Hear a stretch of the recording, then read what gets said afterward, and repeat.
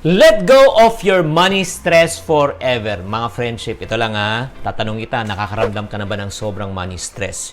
Yung parang tipong lubog ka na sa utang, ang dami mo pang babayarin, nauubos na ang lakas mo at di ka na makapag-focus sa trabaho mo. Kung gusto nyong malaman ang solusyon, you got to watch this video.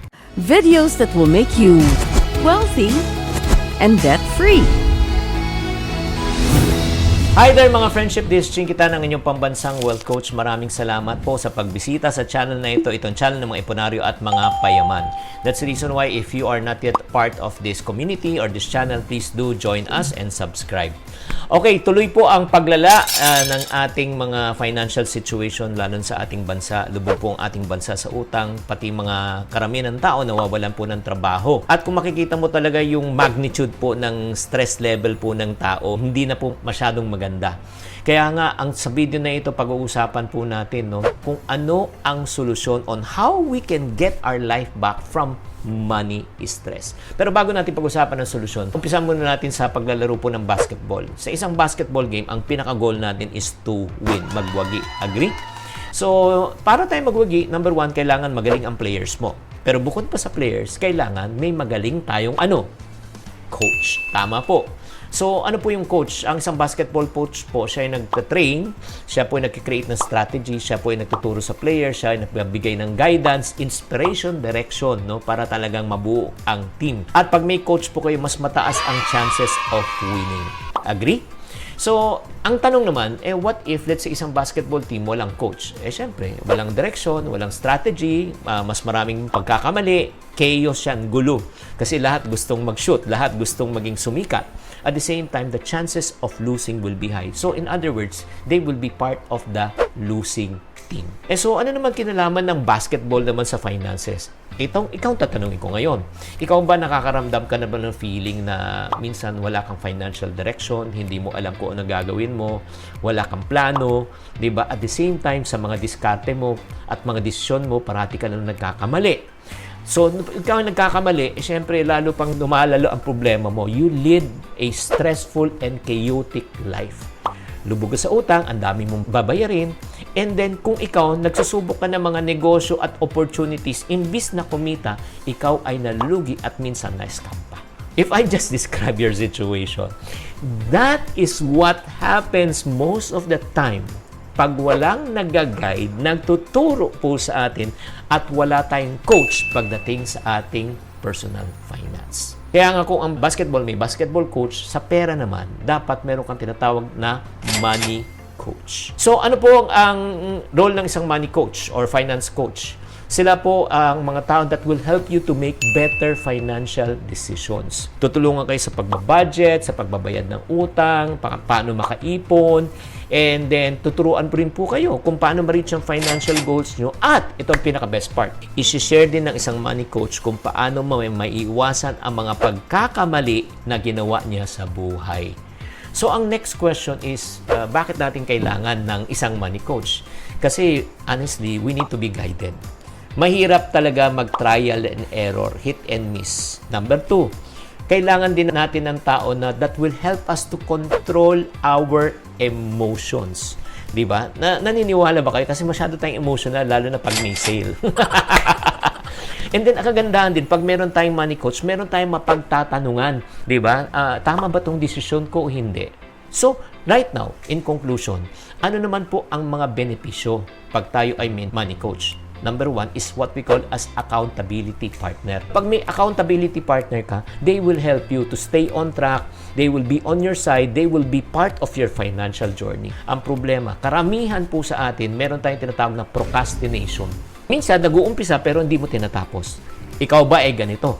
Pag ikaw ay ganito, sabi mo ako. Panay umpisa, walang tapos. Number 2, they will also help you to reach your financial goals. Diba? Matatamaan yung mga tinatawag na goals na gusto mo. Short, medium, and long. Number 3, magkakaroon ka ng support system. Diba? Ang kagandahan ng support system, lalo na kung makakuha kayo ng magaling na mga finance coach or money coach is this. Hindi nila ichichismis ang inyong buhay kasi professional to mga to. You don't need to be judged for the wrong decisions that you made out of what? Ignorance. Hindi mo kasalanan yan, my friend. And then, makakatulong din ang coach sa'yo to change your bad financial habits. Aminin man natin, all of us, we are creatures of habit. Yung spending habit mo, saving habit mo, diba? Yung ika nga splurging habit mo, yun, matutulungan kayo to be able to get a perspective. But before we end this video, I would like to say hi naman to Rodrigo, the second na core, okay? At the same time, sinabi niya maraming salamat sa mga tips and advices sa video. Antonio Flores, marami daw siya natutunan. Si Dino Francisco, ito ang pinakagustong video sa lahat. Sharp yet funny. Maraming salamat! And then, ano pang benefits ng Money Coach? Ang Money Coach will be your source of motivation, inspiration, at sila magbibigay sa ng positibong perspektibo sa panahon ng ikaw ay nahihirapan. So last question na lang is this. Saan tayo makakita ng Money Coach? Okay mga friendship, look for a Money Coach number one that is qualified, credible, di ba? At the same time, may experience, may expertise na pwede mong pagkatiwalaan. And last but not least, find a money coach that will fit your budget. Ikaw, sa palagay mo, mahalaga ba na magkaroon ka rin ng tinatawag na financial coach or money coach? Type yes or no in the comment section. Type yes or no. And for people who are typing yes, maybe sabihin nyo, saan ako makakahanap po ng coach? What if I tell you that I'm starting a group coaching session? Ako mismo, I will be your coach. Will you be interested to be part of it? If you say yes, again, my friends, good news. Ito ni mga taong natulungan po namin sa aming group coaching session at ito po ang kanilang masasabi. Sobrang liberating po nung session na to talaga kasi ang daming insights. Ang pinaka nag-struck po sa akin is yung talagang mamimili tayo if meron tayong yung piliin natin yung fear natin or yung opportunity natin to grow. Kasi yung fear natin, kahit sobrang overwhelming siya, mas nakakatakot pala yung consequences if hindi natin i-overcome yung mga fears natin. Ang take ko for now is just to have your purpose and everything else will fall into place. Yung disiplina and yung focus, darating din yan. And execution is more important than the process, and the execution is more important than the ending. Simula mo lang. Session na to natutunan ko po na importante po talaga na malaman yung root cause ng problema. Kasi kung saang sitwasyon ka man mapunta, kung nandun pa rin yung root cause mo, paulit at paulit pa rin yung problema na mararanasan mo. So, kailangan po talaga sa root mag-umpisa, hindi sa fruit. Siguro po, 3 things po that I learned today. First po, sabi natin, di ba, hugutan mo ng malalim.